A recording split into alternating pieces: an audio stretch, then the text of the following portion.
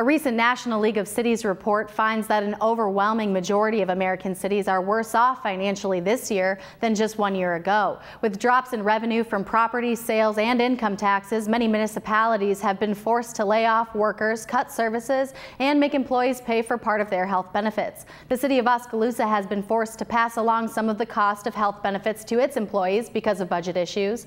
But is Oskaloosa suffering other financial setbacks similar to other cities? CRI's reporter Patrick Boberg has the answer. The Mahaska County Assessor's Office has an important job.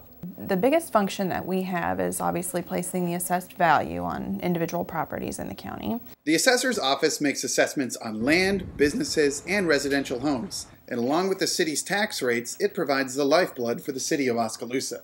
80% of the city's general fund revenue, which pays for police, fire, most of the major operations, 80% of that revenue is property tax. So if Oskaloosa experienced even a fraction of the revenue drop towns across the country are seeing, Schrock says he'd have to pose some seriously tough questions to the City Council.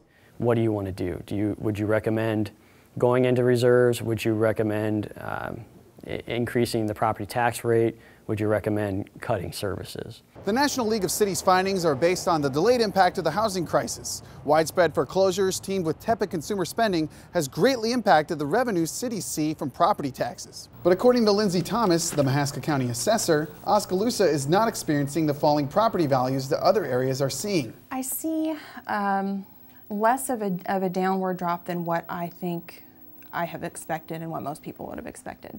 In fact, the City of Oskaloosa is currently experiencing the exact opposite of those findings. We did see an increase over the previous year.